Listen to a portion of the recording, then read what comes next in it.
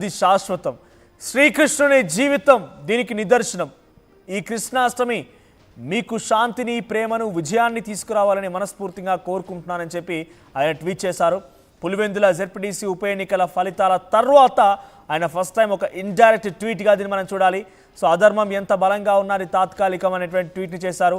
గతంలో కూడా ఆయన రపా రపా గంగమ్మ జాతర అంటూ మాట్లాడుకొచ్చారు. అంతకంటే మునుపు 2019 ఎన్నికల కంటే ముందు ఆయన మీరు కొట్టారు, మేము తీసుకున్నాం, ఆ తర్వాత రేపు రోజున బలంగా మేము కొడతాం, సిద్ధంగా ఉండండి అంటూ కూడా మాట్లాడుకొచ్చారు. అంటే ఆయన మాట్లాడే మాటలు డైరెక్ట్గా స్ట్రైట్ ఫార్వర్డ్ వార్నింగ్ లానే ఉంటూ ఉంటాయి. సో ఇప్పుడు కూడా దాదాపుగా అదే స్థాయిలో అధర్మం ఎంత బలంగా ఉన్నా అది తాత్కాలికం, ధర్మం ఎంత నెమ్మదిగా ముందుకెళ్ళినా అది శాశ్వతం అంటూ ట్వీట్ చేయడం కొంత సంచలనం రేపింది. పులివెందుల జెడ్పీటీసీ ఉప ఎన్నికల ఫలితాలు వైసీపీకి చాలా ఘోర పరాజయాన్ని మిగిల్చాయి. డిపాజిట్ కూడా దక్కలేదు ఒక సిచ్యువేషన్కి వైసీపీ వెళ్ళిపోయింది. చాలా క్లియర్గా ఆ ఫలితాలు కనబడ్డాయి. సో ఏకంగా బీటెక్ రవి మాట్లాడుతూ కూడా నాకు జగన్ సంబంధించినటువంటి సహచరులు, సన్నిహితులు ఈ నియోజకవర్గంలో లేకుంటే పులివెందుల జెడ్పీటీసీ కాన్స్టిట్యున్సీలో ఉన్నటువంటి కొంతమంది నాయకులు నా దగ్గరికి వచ్చి మీరు అహంకారి జగన్ని దెబ్బ కొట్టాలి, ఆకాశంలో కూర్చున్న జగన్ని తీసుకొచ్చి నేలకు కూర్చోబెట్టాలి, దానికి మీరైతేనే కరెక్ట్ అన్నట్టుగా నాకు సహకరించారు, అందుకే నేను వాళ్ళ సహకారం కూడా తీసుకున్నా, నాకు సహకరిస్తానని చెప్పుకొచ్చారు. ఇంకా చాలా సీరియస్గా మాట్లాడుకొచ్చారు. నిజంగా ఈ మాటలు కనుక జగన్ వింటే జగన్ ఏమైపోతాడో ఏమో అంటూ కూడా బీటెక్ రవి మాట్లాడుకొచ్చాడు. ఏమైనా ప్రస్తుతానికి జగన్కి ఘోర పరాజయం తర్వాత ఇప్పుడు ఈ ట్వీట్ సంచలనం రేపుతోంది. మా ఏపీ ఇన్పుట్ ఎడిటర్ కృష్ణమోహన్ కూడా ఫోన్లోనే సిద్ధంగా ఉన్నారు. ఎస్ కృష్ణమోహన్, జగన్ ట్వీట్ ఎలా చూడాలి? అధర్మం, ధర్మం, తాత్కాలికం, శాశ్వతమైనటువంటి పదాలతో ఒక చిన్న సూక్తిని ఆయన ఇందులో పొందుపరిచారు. సో ఎప్పటికైనా అది శాశ్వతం కాదు, ధర్మం ఎంత నెమ్మదిగా ముందుకెళ్ళది శాశ్వతం అని చెప్పి ఆయన చెప్తూ ఉన్నారు. సో ఈ రకంగా ఎలా చూడాలి? ఆయన ట్వీట్ అర్థం ఏంటి? బేసిక్గా ఈరోజు కృష్ణాష్టమి సందర్భంగానే జగన్ ఒక అసలమైన ట్వీట్ చేశారనేది చెప్పాలి. అధర్మం ఎంత బలంగా ఉన్నా అది తాత్కాలికం, ధర్మం ఎంత నెమ్మదిగా ముందుకు వెళ్ళినా అది శాశ్వతం అనేది ఆయన శ్రీకృష్ణుడి సారాంశం, భగవద్గీతలో శ్రీకృష్ణుడు చెప్పిన సారాంశాన్ని, శ్రీకృష్ణుడి జీవితం కూడా దీనికి నిదర్శనమే అంటూ జగన్ పోస్ట్ చేశారు. అయితే ఇక్కడ నిన్న మొన్న జరిగిన పులివెందుల ఎన్నికలు కావచ్చు, ఒంటిమిట్ట ఎన్నికల సందర్భంగా జరిగిన ఇష్యూస్ సందర్భంగానే జగన్ ఆ ధర్మం అంటే పులివెందుల్లో ఫలితం ఏ విధంగా ఏర్పడిందో దాని మీదనే పరోక్షంగా ఆయన స్పందించిన తీరును బట్టి అర్థమవుతుందని కొంత ఆ యాంగిల్లో కానీ మనం ఆలోచిస్తే పులివెందుల రిజల్ట్స్ మీద ఆయన ఇదిగా అంటే అధర్మం ఎంతో బలంగా ఉన్నా అది తాత్కాలికమే, ధర్మం ఎంత నెమ్మదిగా ముందుకు వెళ్ళినా అది శాశ్వతంగా ఉంటుంది అనేది ఆయన చేసిన వ్యాఖ్యలు. అంటే కొంత దీని మీద వైసీపీ క్యాడర్ కూడా కొంత చర్చించుకుంటుంది.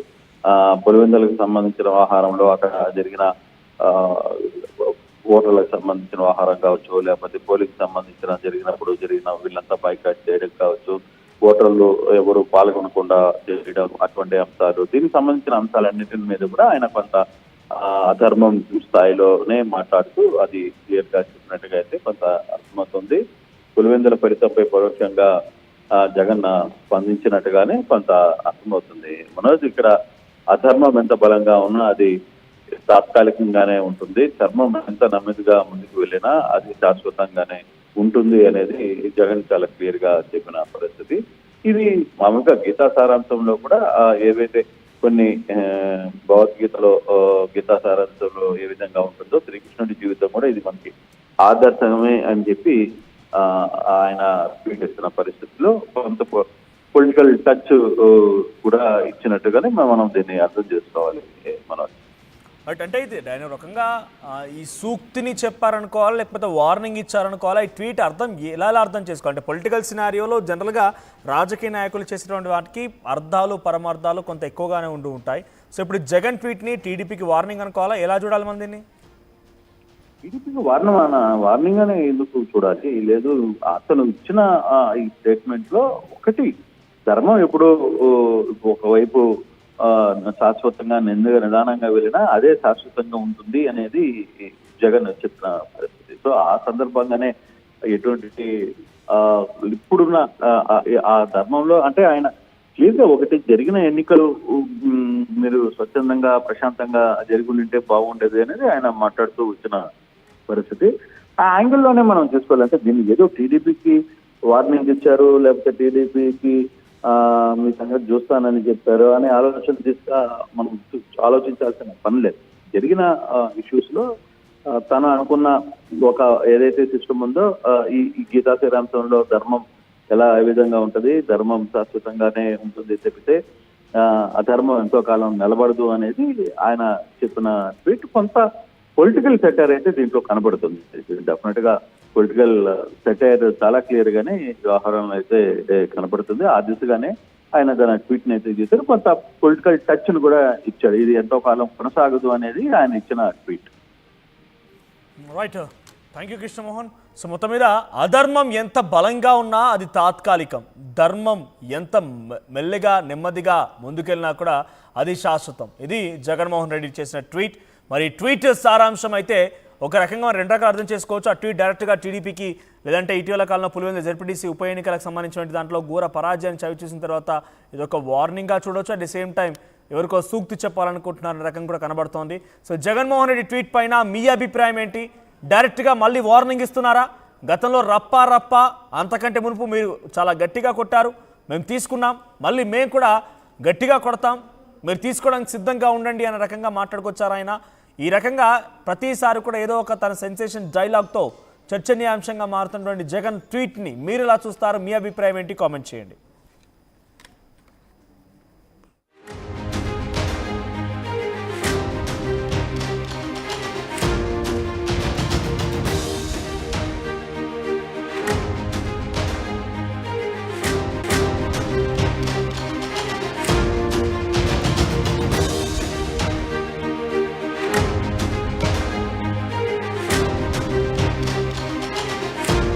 వైసీపీ చీఫ్ జగన్ సంచలన ట్వీట్ చేశారు.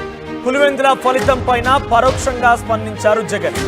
అధర్మం ఎంత బలంగా ఉన్నా అది తాత్కాలికమే, ధర్మం ఎంత నెమ్మదిగా ముందుకెళ్ళినా అది శాశ్వతం అంటూ ట్వీట్ చేశారు. శ్రీకృష్ణుని జీవితం దీనికి నిదర్శనం అంటూ కూడా ట్వీట్ చేశారు జగన్.